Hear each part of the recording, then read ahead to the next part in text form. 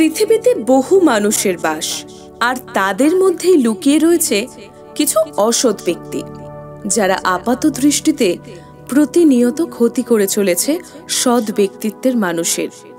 মিথ্যাচার, প্ররোচনা এবং মানুষকে ঠকানোই এদের প্রধান কাজ। আর তারা আপনার খুব কাছের কেউও হতে পারে, যাকে আপনি অন্ধের মতো বিশ্বাস করছেন। হয়তো সেই আপনাকে ঠকানোর পরিকল্পনা করছে নিঃশব্দে। তবে এই বন্ধুরূপী অসৎ ব্যক্তি কি সবসময় তার অসৎ পরিকল্পনায় জয়ী হয়? না। আপনার উদ্দেশ্য যদি সৎ হয়ে থাকে, নিজের কাজ যদি নিষ্ঠার সঙ্গে করে থাকেন, তাহলে শেষমেশ জয়ের হাসিটা আপনিই হাসবেন। আসুন, আজ আপনাদের একটা গল্প শোনাই।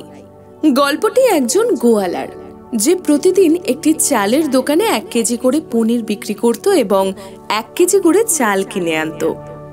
চালের দোকানদারের সঙ্গে তার অনেক পুরনো পরিচয় হওয়ায় দোকানদার তার থেকে পনির নেওয়ার সময় আর মাপ দেওয়ার প্রয়োজন মনে করত না, এবং গোয়ালাও তার থেকে 1 কেজি চাল কোনো মাপঝোপ ছাড়াই নিয়ে চলে যেত।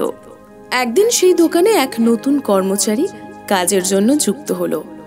গোয়ালা যখন তার পনির বিক্রি করতে আসলো, তখন সেই পনির গোয়ালার থেকে নেওয়ার পর সেটা ওজন করে দেখল।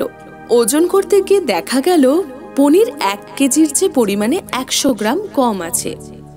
সেই কর্মচারী তার দোকানের মালিককে পুরো ঘটনাটা জানালো, এবং দোকানদার তো খুব রেগে গেল। এর পরের দিন গোয়ালা পনির বিক্রি করতে আসার পর সে তাকে খুব বকাঝকা করলো। সে বাজারে বিচার ডেকে নালিশ করলো যে গোয়ালা তাকে ঠকিয়ে প্রতিদিন 100 গ্রাম করে কম পনির দিয়েছে। তখন বিচারক গোয়ালার কাছে এই চুরির কারণ জানতে চাইল। তখন গোয়ালা বলল, আমি খুব গরিব মানুষ হুজুর, কিন্তু আমি চোর নই। আমার বাসায় পরিমাপ করার কোনো পাল্লা নেই, তাই প্রতিদিন চালের দোকান থেকে যে 1 কেজি চাল নিয়ে যাই, সেটি দিয়েই ওজন করে দোকানদারকে সম পরিমাণ পনির দিয়ে যাই। তাই আমার জানা ছিল না যে এখানে 100 গ্রাম চাল কম ছিল।